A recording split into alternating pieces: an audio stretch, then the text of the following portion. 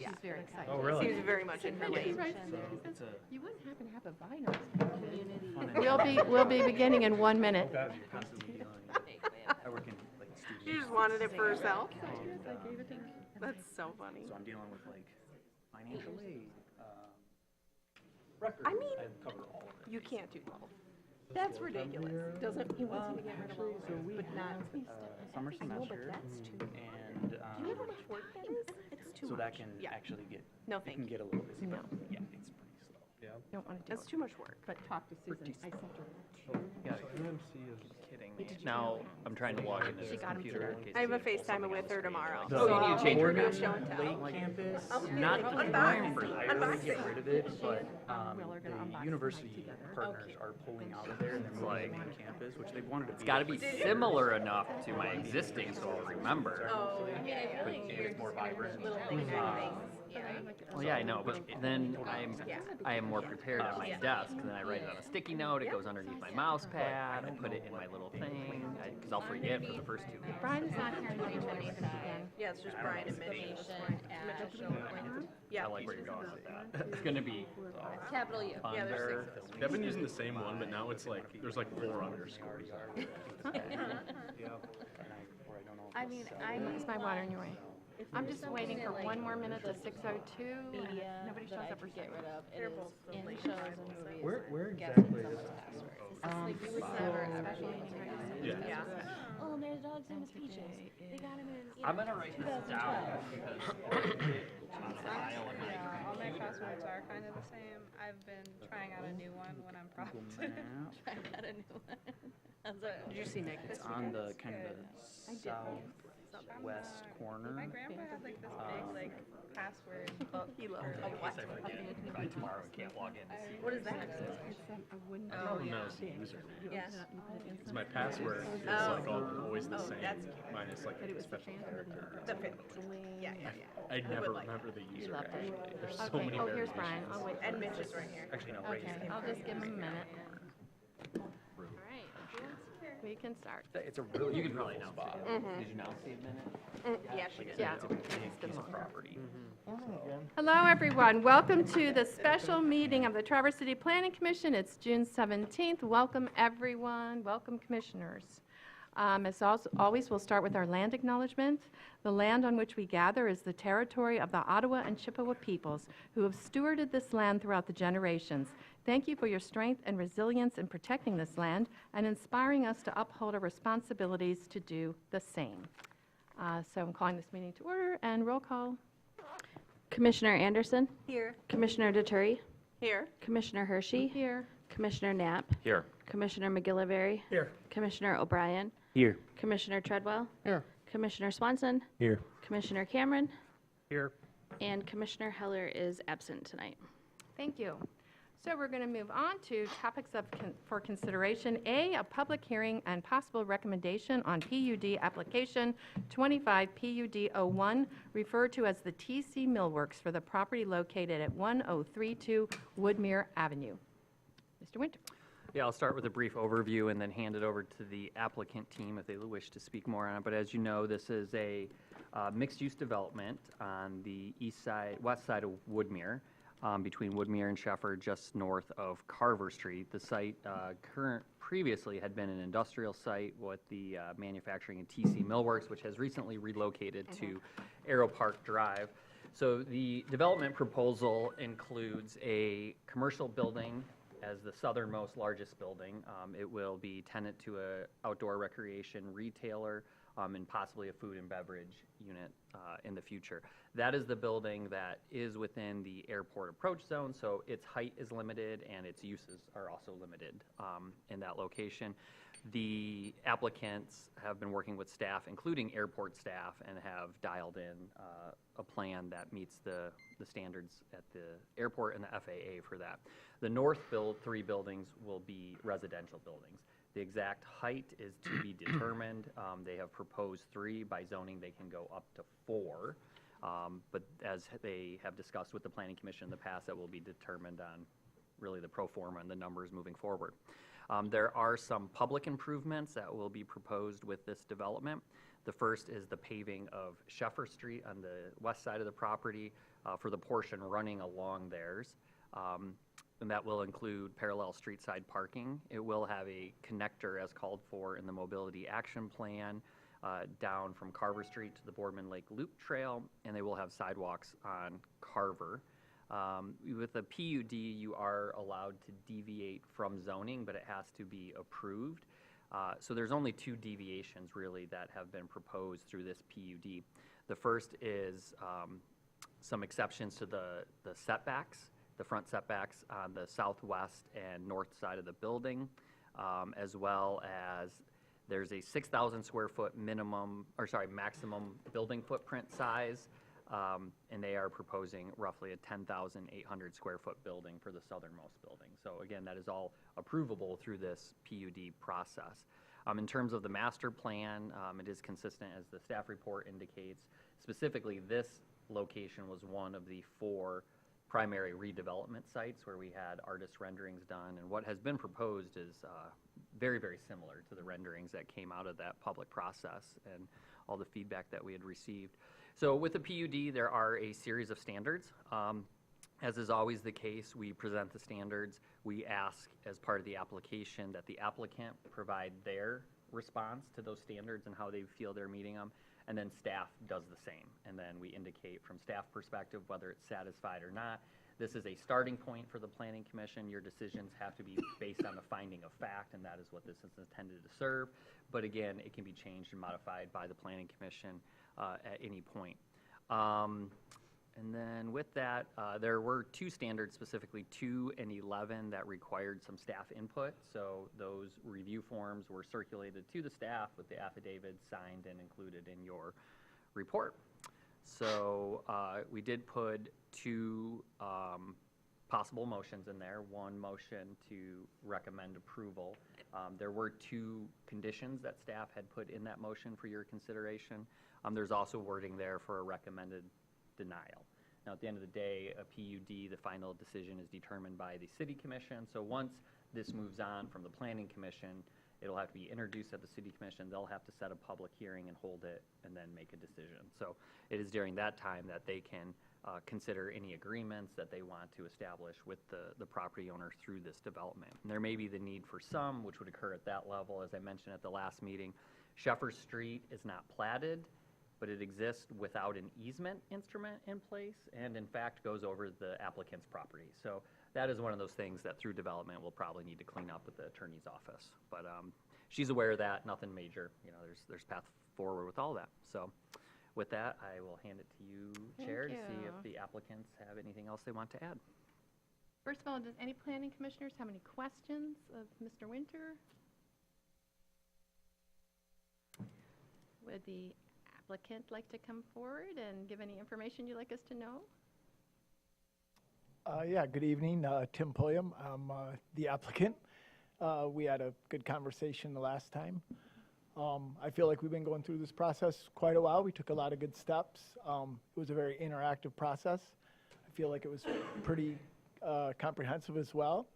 We worked with all the departments and after some back and forth to make sure we could get everybody as happy as we could along the way. I feel like we have all the departments bought in with a plan that works well for the community and for each department, and still works well for both our client that we're building the retail space for in the mixed use, and also it's going to do great adding housing there on the north end of the property when we get to phase 2. So I'm happy with the way it's all went, and I'm just looking forward to moving on to the next step. Because we're going to try to get the mixed use done by February of 27. Kind of a hard deadline with that. So. Thank you. Yeah. Does anybody have any questions of the applicant? Okay, before I open up the public hearing, could we have a motion and a second? We just have it on the floor? You can do it in this case after the public hearing. Okay, all right. Yeah. So I'll open up the public hearing. Is there anybody here to speak about TC Millwork project? Okay, see none. Now I'm going to bring it back. Okay, now I have it in front of me. I move that the planned unit development application 25 PUD 01 to construct a mixed-use development consisting of 4 buildings and associated site improvements, referred to as the TC Millworks and located at 1032 Woodmere Avenue, be recommended to the City Commission for approval with the following conditions. 1, that all necessary permits be secured prior to construction, and 2, that the trail connector from Carver Street to the Boardman Lake Loop Trail via the adjacent city-owned property, the paving of Sheffer Street, and associated on-street parking, and the sidewalk along Carver Street be completed before the issuance of any occupancy permits. Second. We have a second. Any other discussion? Anderson. Thank you. I was wondering if there's any more information available regarding the 6-inch water main that's referenced, I believe, in the context of Standard 11 for adequate public services and facilities. I just wondered about the pressure concerns, water pressure concerns, and if it is found that in order to maintain adequate pressure that a larger water main is needed, whose responsibility is that? So in general, developers, if they need a larger water demand, would be on the hook for that. But talking with Art, the director, municipal utilities, he did not see that as being an issue, though, for this development. So he didn't anticipate that anything larger than the current 6-inch water main would be needed? Is that what Correct. you're saying? Yep. Okay. Yep, because he filled out that form and said, yeah, he didn't anticipate an impact on it, so. And he was part of all the design team meetings, too, where this was discussed. Yep. Others? I just say this has been before us a couple of times. It was a solid plan when it came to us the first time. We asked for some tweaks. I'm happy with it. Great. So appreciate it. Other comments?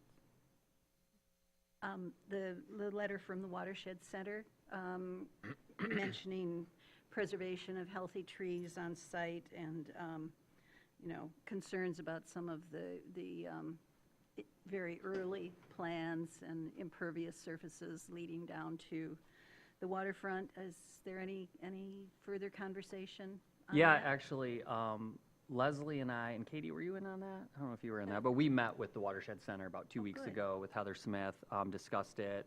It was a quick meeting. I think she was satisfied with what's occurring there. It was more of a discovery type meeting, like just learning the facts more about what's being proposed. And so we showed her the updated plans. At this time, the pavilion that was in the original conceptual plan isn't moving forward. That's something that could be addressed in the future. Honestly, it probably would be led by the city. It would be on city property and stuff like that. So yeah, she didn't have really any concerns anymore. Everything that is being proposed is upland of the existing trail and things of that nature. And from what I think they had seen before when they wrote the letter, and as you guys noted, the trail concept has been toned down quite a bit now that they got the elevation grades. That cut down the impervious surfaces and stuff, so. Great. And any further discussion about for instance, the heritage oaks that are on the lot? On the developer's lot? Yes. Yeah, in what regards? Well, whether any of them can be preserved. Yeah, I mean, that's really ultimately going to be a question for them.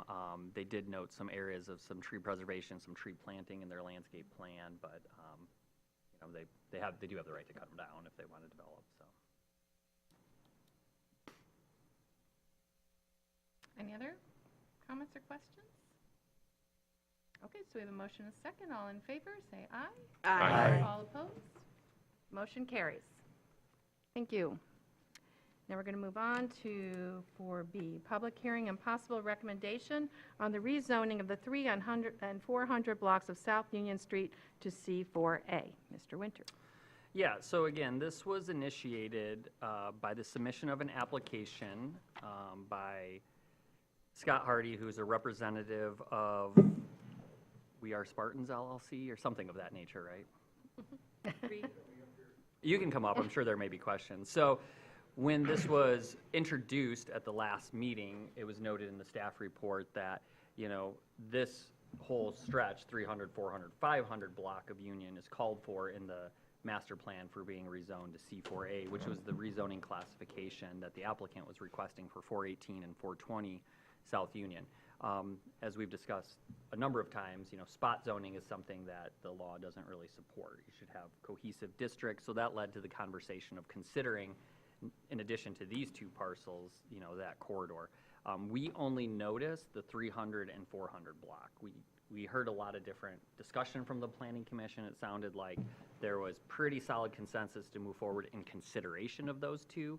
500 block, a lot of things were up in the air. So for now, the 500 block is not in consideration. If that is something that the Planning Commission wishes to explore in the future, we can do so and notice a public hearing for those blocks, but we kept it within the two blocks that we heard most interest from the Planning Commission on. So as we discussed at the last meeting as well, this was an idea that was actually explored at the end of 2021 into 2022.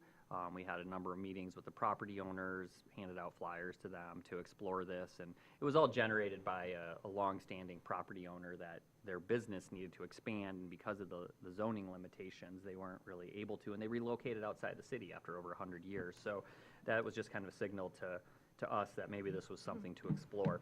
That effort did kind of fall by the wayside because it was shortly thereafter that we we started the master plan, the mobility action plan, so we just needed direct staff capacity elsewhere.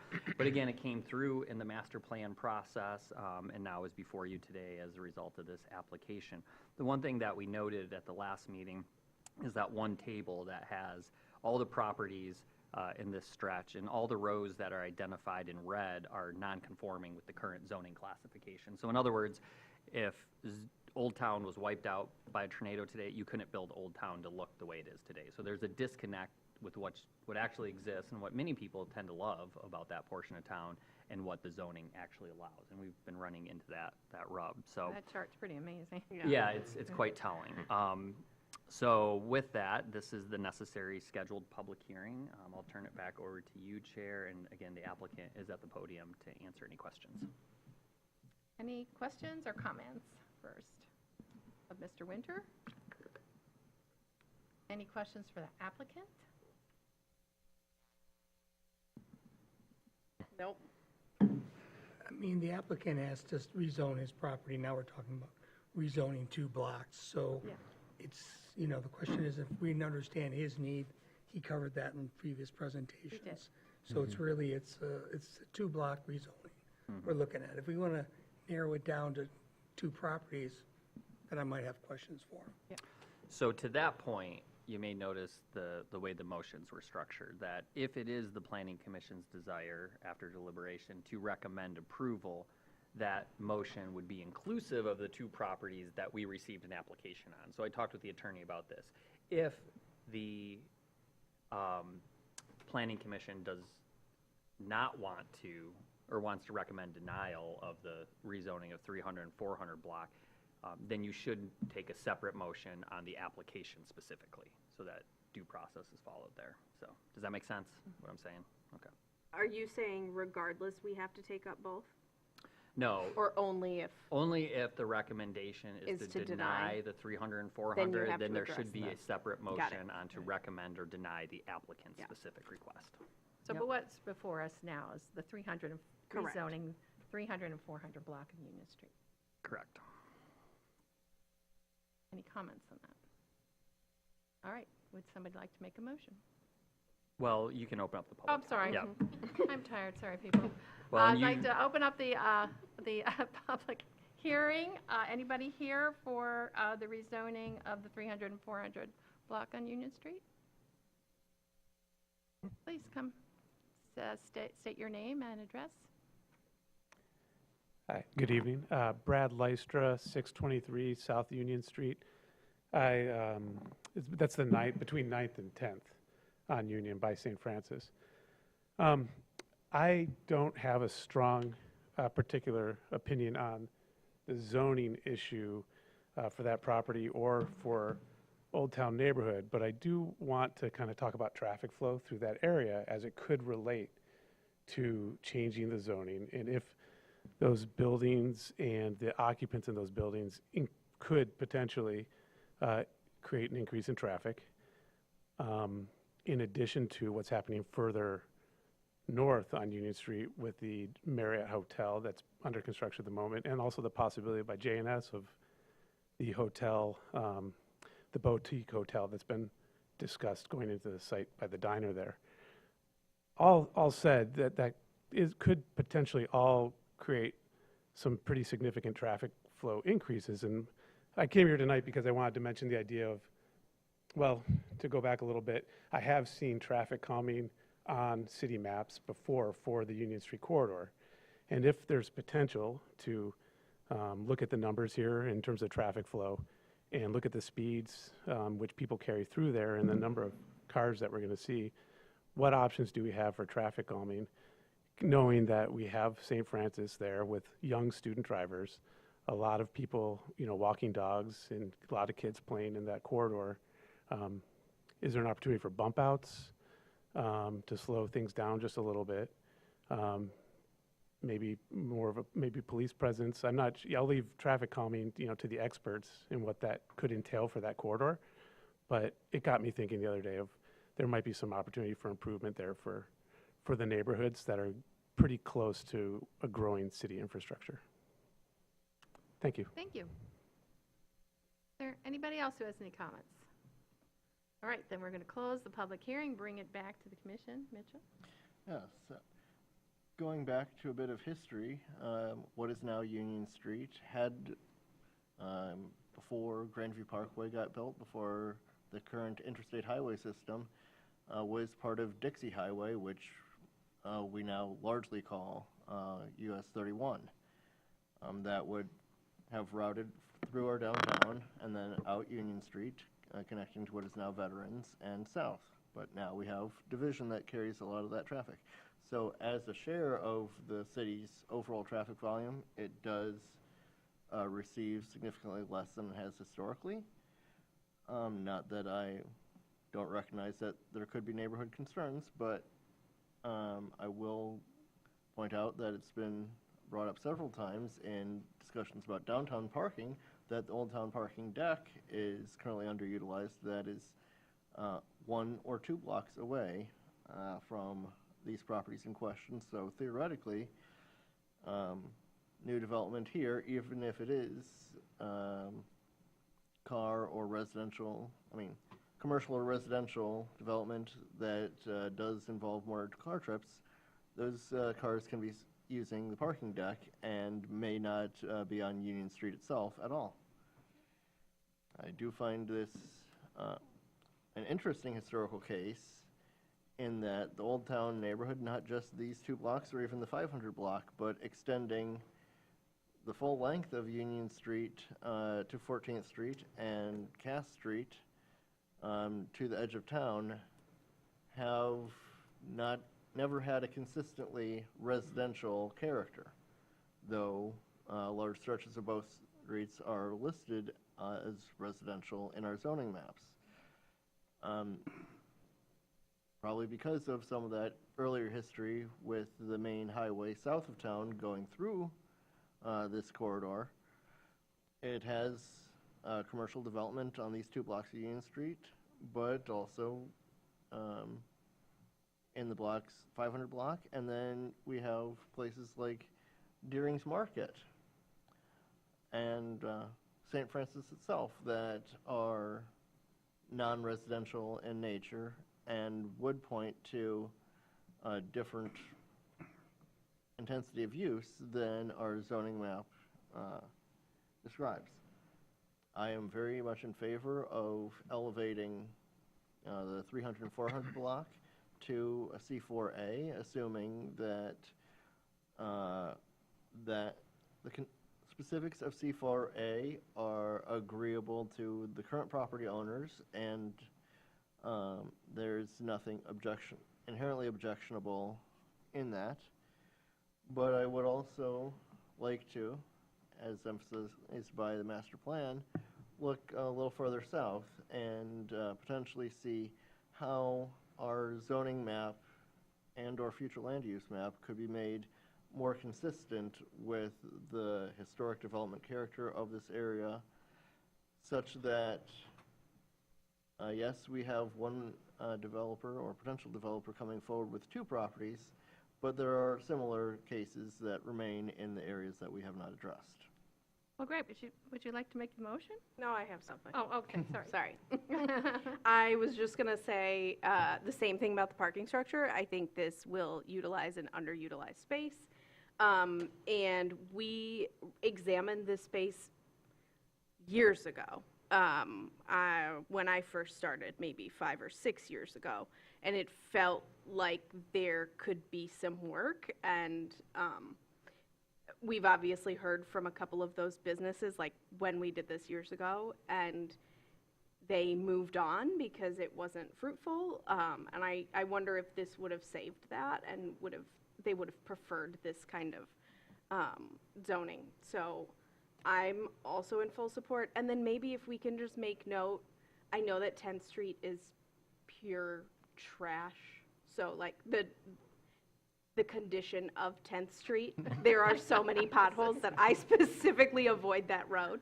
So if and whenever we get to resurfacing of streets in a CIP, let's just kind of keep that in mind, because I think that would be a perfect spot for bump outs. Yeah.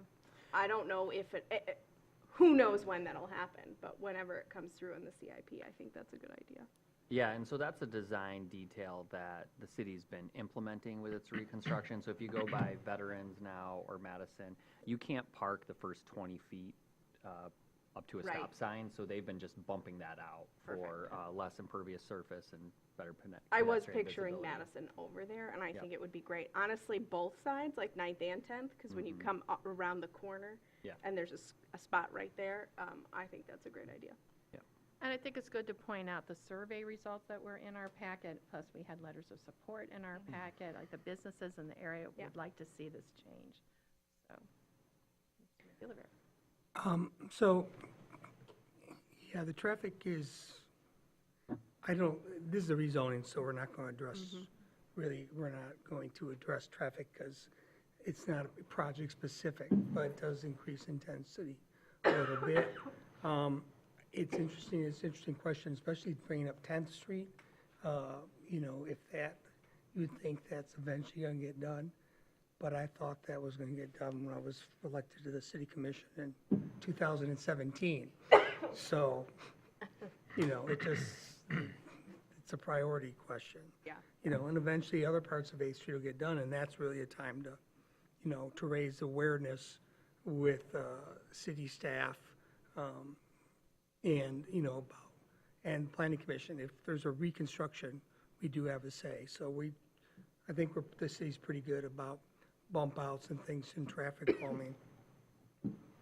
I think really for that, your biggest concern is using it as a through street. And I think whatever we end up doing with 14th Street, that's another project that's probably 10 years away.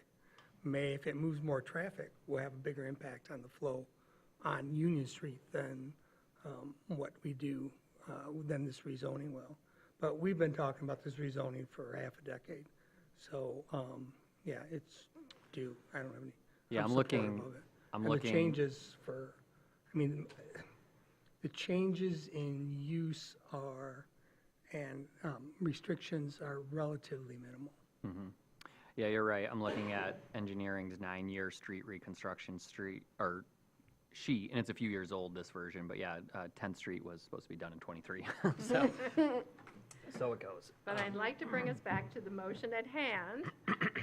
Shay, do you have? Yeah, I'll make the motion that the 300 and 400 blocks of South Union Street be rezoned to C4A as prescribed by the master plan and initiated by the representatives of 418 and 420 South Union Street be recommended for approval to the city commission. Support. Jackie, do you have your hand up? I'm sorry, Yes, I did have a question. I just wondered if someone could describe the outreach and notification to current owners of R1 and R2 properties that are contiguous to this area that is being proposed for rezoning, and if there's been any communication with the neighborhood association that represents those folks? So we did through the master plan, we communicated quite a bit about this. This was what was proposed in part of our neighborhood listening sessions that we conducted. As far as the notice, we just followed what was required in the law. so we noticed it in the newspaper. What was it? The communications director put it in the Bay Briefs to give additional notice, so, yeah. They also do not have a neighborhood association. Central? Fun fact. Old Town. Well, Central's like adjacent, Yeah. but that specific area between like, in, like 9th crossing, Cass crossing, 10th, I don't know if that specifically has If we're a neighborhood talking association. about only the 300 and 400 blocks, would that affect areas by 9th and 10th? No, it wouldn't. No, it No. wouldn't. No, so this would be between 6th and 8th. Right, Yeah. exactly. Yeah. Okay. And I did speak at the Central Neighborhood Association meeting about this very item on the agenda, informing them that it was coming down the pipeline. That was the meeting last month. It was originally scheduled at that time to a June 3rd meeting, so although I told people electronically that it had been rescheduled to today, it doesn't have the same impact necessarily as saying it at a public meeting, but we'll just have to see. Okay, thank you. Any other comments? We have a motion and a second. All in favor? Aye. All opposed? No. Motion- Roll call, please. Commissioner Anderson, No. Commissioner Detturi, Yes. Commissioner Hershey, Yes. Commissioner Knapp, Yes. Commissioner McGillivray, Yes. Commissioner O'Brien, Yes. Commissioner Treadwell, Yes. Commissioner Swanson. Yes. Thank you. Thank you. Now we're going to move on to C, consideration of amending the conditional rezoning requirements and the City of Traverse City zoning ordinance. Mr. Winter. Yeah, so we're just bringing this back to you because it was brought up as part of the discussion when John Collins, who is here with us today, as you know, he had a conditional rezoning approved by the Planning Commission, recommended by the Planning Commission, approved by the City Commission for the properties where Third Coast is located and the two adjacent lots to the east. So the former Social Security and the large, formerly R1 A or B lot there, residential. And it was discussed, so John was here recently to ask for an extension because he has been working on the project, but as you all know, construction it's difficult right now. Contractors, materials, all that stuff. So the Planning Commission throughout that had mentioned like, maybe we need to revisit this. You know, maybe this isn't really all that realistic of a timeline. So met with the city attorney and we talked about it a little bit. And it's not required that you have conditional rezoning in your zoning ordinance. It's not a requirement. Now, the law does say that people can apply for it. So if you didn't have it in your zoning ordinance, it doesn't mean someone couldn't try to ask for a conditional rezoning. But having it in there does kind of signal as like, hey, this is one of the land development options. More often than not, and this is definitely not the case in what I heard from John Collins when he was here, but we've kind of seen it used as a workaround to get around what the zoning doesn't allow in a district. So one example is allowing a drive-through. So the CVS at the end of Front Street, that's a conditional rezoning because we don't allow drive-throughs in that district, but they got to conditionally rezone to a district that does allow them. TC Lofts, they had a conditional rezoning to go higher for a community room. You know. So it's up to the Planning Commission. We just wanted to give you the space and time to discuss that, whether or not, so a couple options before you is you can decide to possibly extend those timelines that are listed there in the ordinance. You could do away with the timelines altogether. There's no requirement that you have a timeline. You could do away with the conditional rezoning land development option altogether, or you could really do nothing. You know, there's no requirement. But again, we wanted to give you that opportunity. And to put it in perspective, we're having the same conversation. I serve on the airport zoning board because we have timelines built into our permitting and stuff, and we're seeing the same thing. It's really not realistic in this construction market up here to meet those timelines. So, yeah. So if we extend the timeline, do we extend it according to the original, I can't remember, I just scrolled right by it. The original years? The original years meaning? Okay. Our project was believed 75% complete in 2 years and 100% complete in 3 years. So if we Is that what it would be if we Yeah, so extended you it? could push those timelines out, you could do it 3 years and 4 years, you could change those percentages. Oh, I see. You know, it's one of those things that conditional rezoning is a rezoning, it runs with the land, you know? So it's kind of interesting that this is one type of rezoning, the only type of rezoning that we say you have to act on it within a certain amount of time and have it completed. Was the reason because you were trying to allow the market to keep up and to snag that? Like, is that what the original intent was, do you think? Because I don't understand why you would put that tight of a timeline Yeah, on it. it predates me, so I don't know the history on it, but when I had sent the request from John that the Planning Commission recommended the City Commission, I had written in the memo that the timelines were brought up as a possible future discussion, and the clerk responded to me like, I'm so glad to hear that, because it's not the first time that they've run into this before. So it sounds like even before my time, they've had issues with these timelines and the conditional rezonings. Now, so I'm reading this again. So it says, the applicant is afforded the right to request an extension. However, they are limited to a one-year extension and only are eligible for one extension. So an extension may not be, That's what started this yeah, the great conversation. thing for, Yeah. but if we say the timeline can be extended, doesn't that mean it can only be for 1 year? Well, no, so it's kind of like two separate things. So there's the base timeline, and then there's the option to have an extra year, which in this case, the applicant exercised. He requested that, and it got approved. Okay. So Oh, that's, so I mean, now that's he's- another option, yeah. is you don't have to limit it to just one extension. You know, you could make it a year-to-year thing until, you know, maybe the City Commission finally says, and on recommendation of the Planning Commission, enough's enough, we're gonna let this revert back to its original base zoning, but Question, who handles, do all extensions come to us, or are they done administratively? extensions get approved by the City Commission upon recommendation of the Planning Commission. So it's gotta go to the Planning Commission, and then they get the final say, because it's a rezoning, essentially. Why don't we just add a year to both? So So your first permit's for 3 years, and extension is 2 years. Or you could do 3 years of, and the 2-year extension could be done administratively. If they want a third extension, they gotta come back to us. Yes. Okay, I'm just taking notes on all of this. Sean, I may have missed it. Conditional rezoning it's an option to eliminate it.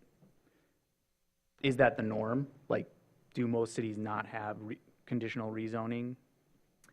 Yeah, like when I worked in Acme, we didn't have it in our ordinance. Again, it is mentioned in state law, so someone could have come in. Right. But, I think the fact that we didn't advertise it as an option in the ordinance, we never got that request. So let's say, you piqued my interest when you said drive-throughs. That you use that as an example because I hate drive-throughs. I guess my question though is, let's say we talk about eliminating conditional rezoning, does that apply to this applicant? So in this case, I think what it would do is just change his zoning to Okay. what he required. Yeah. It wouldn't be a conditional Yeah. agreement anymore. And I know that the part of the conditional rezoning was because the neighbors didn't want pot shops or whatever. That was something that stuck out to me. Yeah, in this case, it was the applicant who, on his own, Right. initiated it Yes. as a way to, a good faith to Yeah. show the neighbors, like, I'm willing to work with you, I want to advance my properties, but not in a way that you find. He could still do that though, right? What's that? He could basically say, we're gonna build this building, but I'm not gonna have pot shops in it. Oh, yeah, yeah. I think he was, and he's here, he can speak Yeah. for us, Yeah. trying to, as neighbors, get their support and Right. hear their concerns Yep. and address them. Because with conditional rezoning, as we talked last time, the applicant voluntarily submits the conditions, and that's what occurred. It gets a little tricky for planning commissions and city commissions because you can't really work with those much. You either have to thumbs up or thumbs down them, where other things like the previous PUD, we put some conditions on it. You can't add any conditions to a conditional rezoning request. You just gotta take it at face value or deny it at face value. So, which, if we're being honest, is kind of the same with all rezonings, right? We don't attach conditions to rezonings in general. Those would come with the actual development approvals down the road, but, yeah. So the thing about, like say rezoning the property. So you just say, okay, we eliminate conditional rezoning. We just rezone his straight with no conditions on it. And, you know, something happens and he says, I can't build this project, and he sells it. Well, now the zoning has been changed, and the new owner can do what they want within that zoning classification. And I think the concerns of the neighbors at the time were more focused on just, you know, they're kind of an isolated little area, and they're, you know, encroaching too much on their homes. But you know, and so it's a question of, does that matter? I think, you know, some of the other things that you've cited, I mean, CVS was, you know, it's not a fast food drive-through, it's a pharmacy drive-through. And while you may not like drive-throughs, for a lot of people, my in-laws for one, my parents when they're old, getting out and, you know, that's like a major issue for some of them to get out, you know. So it's not just a convenience for them, it's almost a necessity. There's always other workarounds, but, you know, it's hard for someone when they're, you know, getting up there in age to realize you can, you know, have your drugs delivered. At one point you could get that. But anyways, you know, they're not gonna call DoorDash. It just, so, but there's other trade-offs on this. I mean, and I have no problem with, you know, conditional rezonings. Either like it or you don't. If you don't like the conditions, then you reject it. You know, that's your options. And, you know, you can, well, technically you can't negotiate. You can let them know what you don't like about the project. And they sometimes come back and make those changes or incorporate those changes. And you can get trade-offs. You know, I think the current, you know, one we're referencing, I don't think the, you know, the conditions there are, if they were lost, it'd be a big deal, but I know the neighbors wouldn't agree with that, the direct neighbors. So, you know, it's just, you know, they have they have a deal, and they were hoping that it would continue. That's the way they look at it. They have a deal, we don't have a deal. So I'm not in favor of eliminating conditional rezonings. It's just another tool. Sometimes it works, sometimes it doesn't. You know, I mean, I never agreed to CVS with that parking lot. No way, no how. What a waste of space. So, but I wasn't that, actually, there are some things that actually predate me, so. There are? You're terrible. If He teed it up. yes, he did. If the state law, there's no requirement for state law for a timeline, do you know the rationale of why the city put it in this? I don't, no. That gets to my question next, which is, do we, in our building permit process or in other permit and inspection processes, have mechanisms that would in place to prevent, say, Blarney Castle, who seems to be content with letting a vacant lot sit on 8th Street in the hopes of it someday being a gas station, starting to construct a gas station there, get their stuff approved, and then sit on a 10% completed project for 15 years. Because there's no timeline. Well, I think the state law has timelines attached to building permits. I think you have to have something ongoing, you know, within like a 6-month time frame, and if not, those permits Because lapse. that timeline only applies to conditional. Only to conditional, and Yeah. David may be right, we don't deal with the construction code permitting, so I'm not as familiar with that, those requirements, or even whether or not they require an escrow, which sometimes incentivizes moving a project along. But site plan reviews, they do not have a expiration date, but once you pull the land use permit, they do have an expiration date. So in practice, and this is true everywhere I've worked, people usually don't pull the land use permit until all their ducks in a row and they're ready to break ground. It's like the last thing they do. sometimes way too late. In fact, the contractors are on site and they're like, can't you approve this today? You know, it takes a little while. That's an issue I see with removing timelines entirely, is if we have something that we're changing the conditions to facilitate a specific development, and that development falls through or stalls out at some point, I don't want us to be left in a situation where we had a potential development and now it has essentially precluded other stuff from happening there.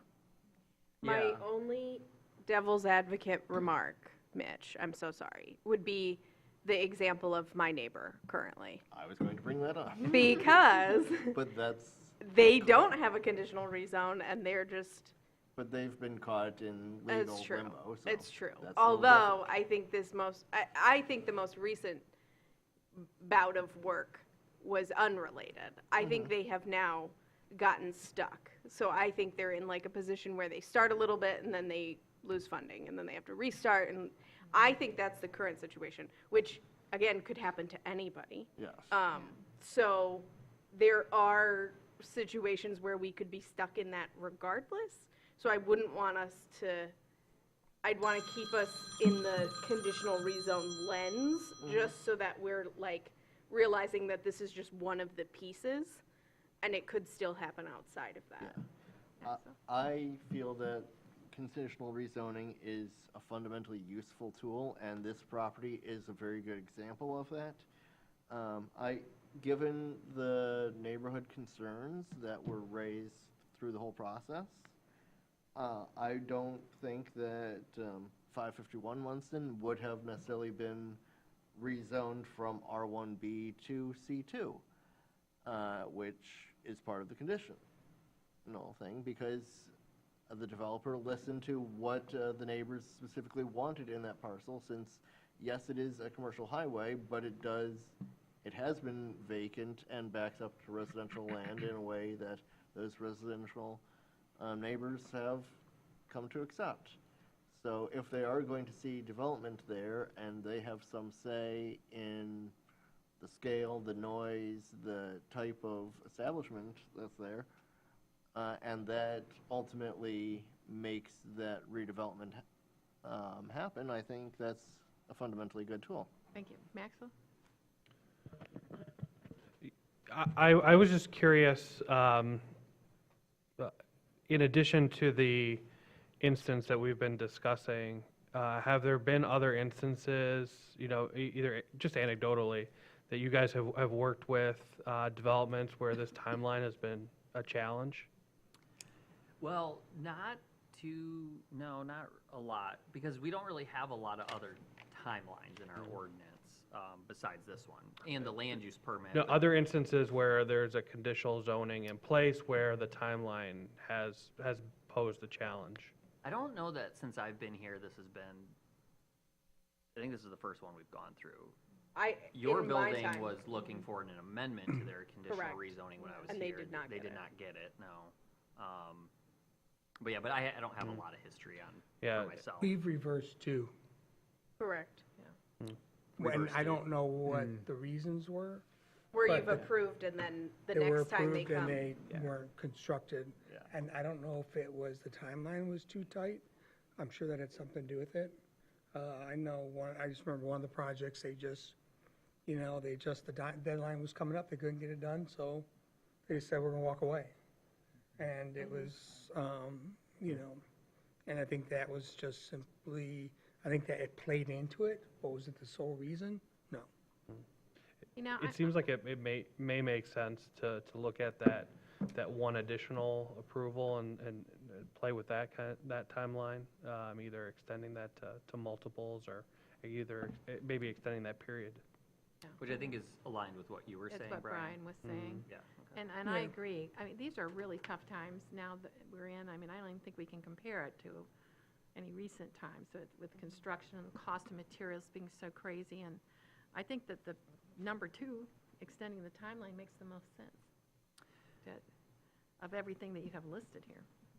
Yeah, because the reality is, like, most people aren't gonna get too deep into development plans until the conditional rezoning gets approved. Because you're Right, not gonna right. spend that money on those plans unless you know you got a green light from the city. So you figure the clock starts at what, is it 2 years? Was that the timeline? I mean, it could take a year of just development Right. of the plans, going through all the permitting. I mean, Pulliam and them, they're not even ready for construction. They started in December with us, and we're now June, and they just got a recommendation. So, I mean, that alone, you know, you can see how that eats into some of that time, just the administrative part. So, My only comment is I don't feel like an additional one is long enough. I don't So either. I'd want to do a couple more. Me too. So In what that if- second. If you add one, it goes from 2 to 3 years, your first one, which is fine for most projects. Oh, you're adding one to the first one I'm also? adding one to the first one Ah. and one to the second one. So then Then the 3 and second 2. extension will give you 2. That's 5 years. Now, after 5 years, and, you know, all the other thing I said, that doesn't matter to me. Keep it simple.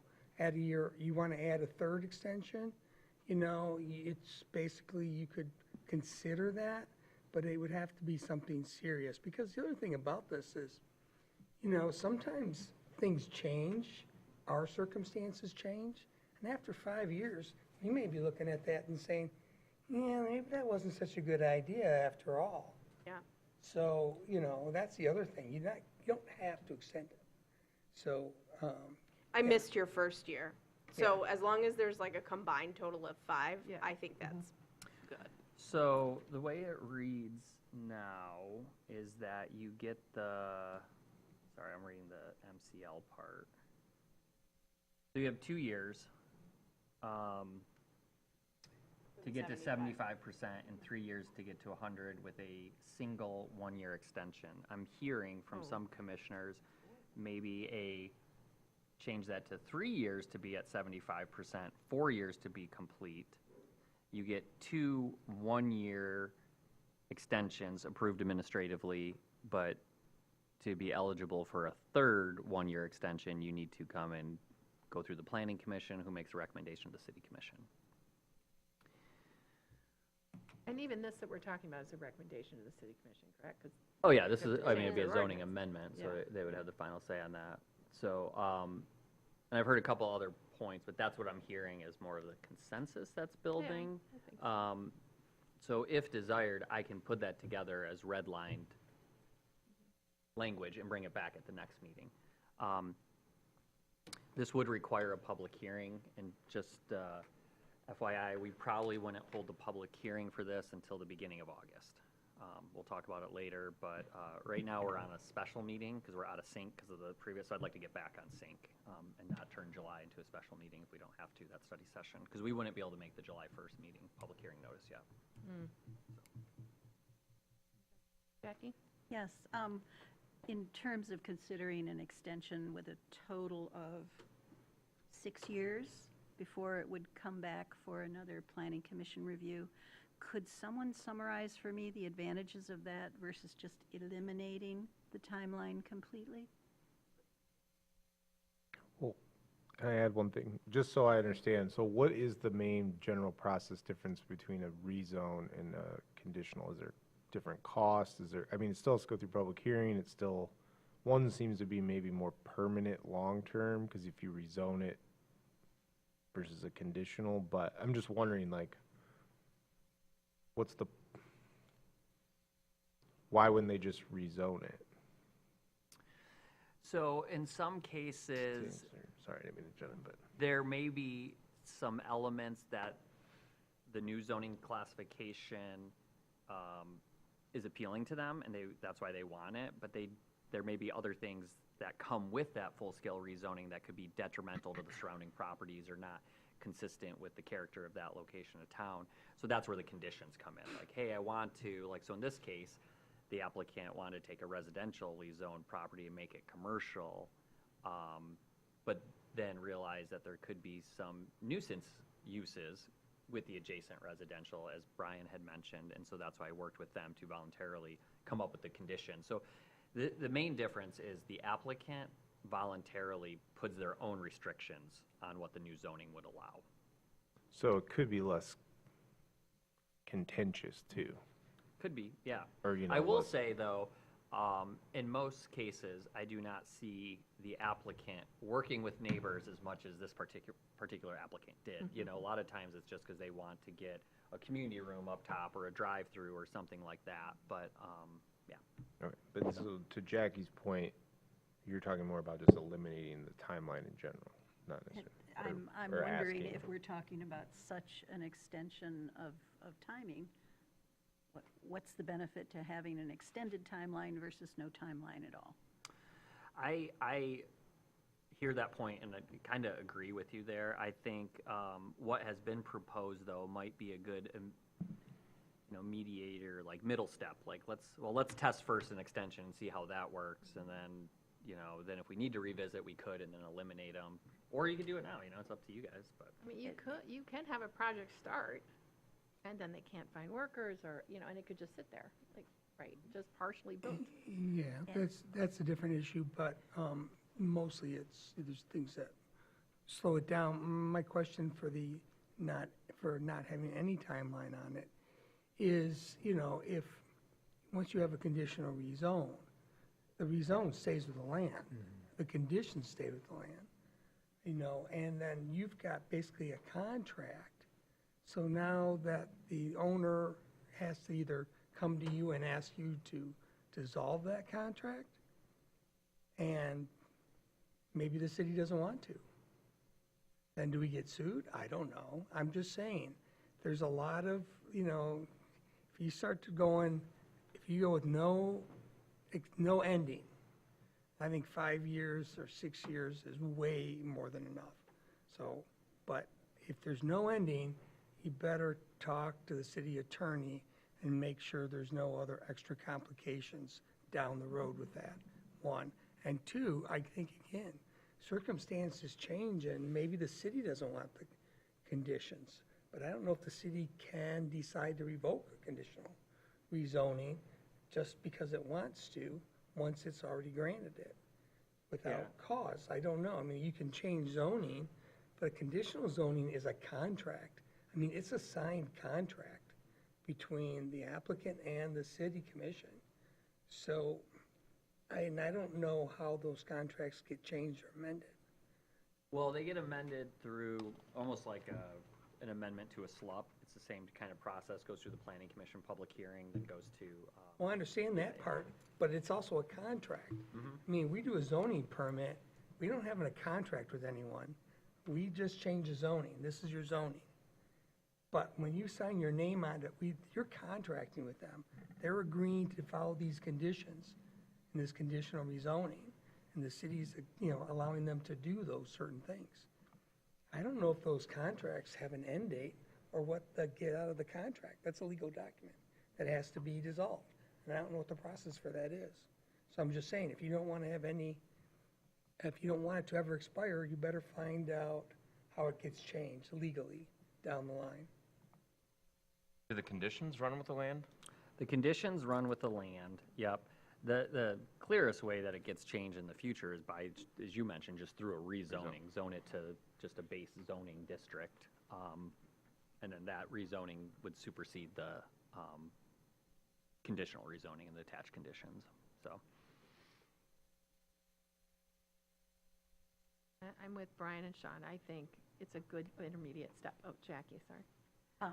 In terms of this being an intermediate step or taking an intermediate approach, did I hear correctly that this is the only one in the 5 years that Mr. Winter has been with us that we've had a conditional rezone? So it's in the 4 years I've been here, it's the only one, that has come through and been approved. The only other one was an existing conditional rezone, did try to get an amendment to their conditions.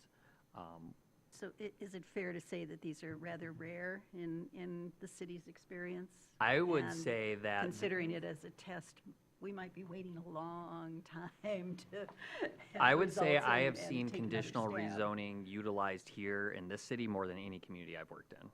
So to me, I'd say this city's an anomaly in how it has used conditional rezoning.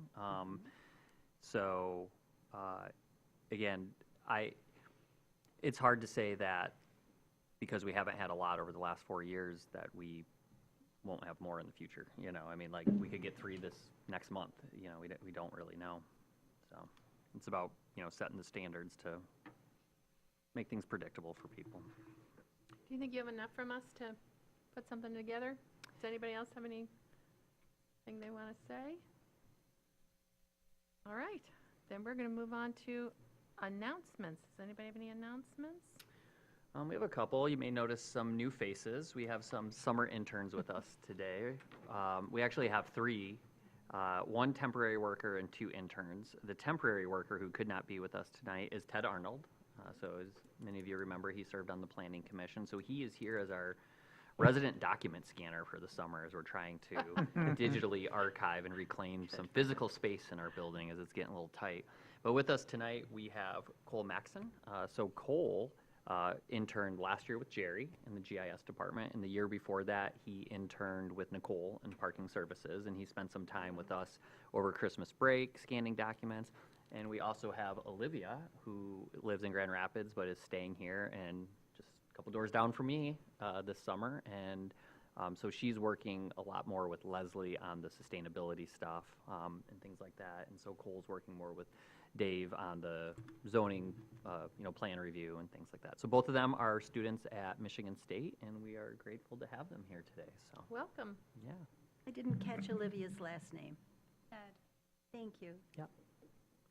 And you said you had a couple? Is anything? Oh, so another thing, does anyone know yet for certain that they will not be here on July 1st? That's our next meeting. It's Cherry Festival Week. It gets canceled a lot because there's so many 4th of July related absences. Does anyone know off? We don't have any applications. I'd rather not be You here. could just, you could I just would say you have absolutely rather plans. not. I won't I be heard here. it was going to be held at the beer tent, though, so I just want to throw that out there. That's, I mean- it was noticed And you're for buying that. food too, right? Well, the city, yes, of course.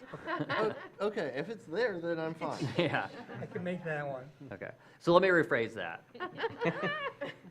Could you, by a show of hands, indicate a preference not to have a meeting on the 1st? So we say vote, this is for not, right? Yeah, Raise if you your hand prefer for not no to. on the And knowing we have no applications before us yet. So, all right. So my next announcement, because Mitch was bringing it up, just a reminder that in the bylaws, anyone can submit to have an item on the agenda for discussion. So it just needs to come in to be notified to staff at least 10 days before the meeting, because you mentioned, you know, future discussions.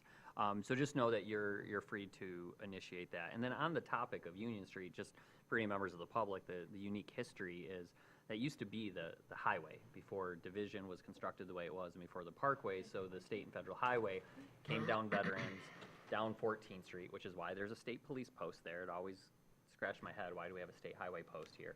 And then it came down Union Street and then down Front Street. So as much as many of us dislike the Parkway for the barrier that it presents between the beach and downtown, it is kind of crazy to think, what if the state never rerouted it? And what if downtown was the main highway still? Much akin to Charlevoix and stuff. So, you know, it I makes you would think say- what things could be like. I So, would say it could potentially be akin to Calcasco, where to expand from a 2-lane highway to 5 lanes plus parking on either side, they ripped out half the downtown. yeah. And then on that, the only thing I'd say is I had the chance to attend the Congress of New Urbanism conference in Providence, Rhode Island last week. It was very good. Learned quite a bit. Still kind of decompressing from all of it. It's a lot of sessions back to back to back for 4 days straight. So you're taking a lot of info. But this particular conference I like a lot because it's multidisciplinary. So it's architects, planners, engineers, all the trades kind of involved in community development, participating in discussions and things like that. So it was a great Maybe opportunity. that could be a study session Yeah, coming up. kind of Just- recap some of it. Yeah, I'd be talk happy some to. of it, yeah, and what you've learned and Yep. share articles with us or whatever. That would Yeah. be great. Yeah, definitely. And on a side note on that, just to remind everyone, we do have the Michigan Association of Planning Conference coming up. We budgeted for planning commissioners. It will be in Kalamazoo this fall, typically end of September, early October. I'm sure the dates are on the website. I Um, sent them all the they've been okay. dates. It's late October. Late October this year. And then we do have the unique opportunity for in the spring of next year, which was also included in the budget that got approved, is the National Planning Association Conference will be held in Detroit. So it's very accessible for planning commissioners. I mean, talk about learning opportunity. There's so much going on there. So I would encourage you, if it fits in your schedule and you can make it work, to consider that. And I sent you guys all an email about those while ago. April or something. So if you have a better sense of your calendar now, you could reply, because I am keeping track. And no one's beholden to this, but just to When is the give us an early idea. registration open? Oh, it's usually not until just like, August, Yeah. late August at So the we have- earliest. yeah, you we've got time. lots of time. Any other announcements? Nothing other than it sounds like we'll go ahead and cancel the July 1st meeting. So we'll be back on the 14th or 15th. I'll have that red line for you for this conditional rezoning amendment with a scheduled hearing that first meeting in August, and then we'll see what comes before us between now and then for your agenda. Great. Any announcements from the commissioners? Anybody have a closing public comment they wish to make? Seeing none, this meeting is adjourned. Thanks, everybody. Thank you. Thank you. I was way wrong. Way wrong about. Time.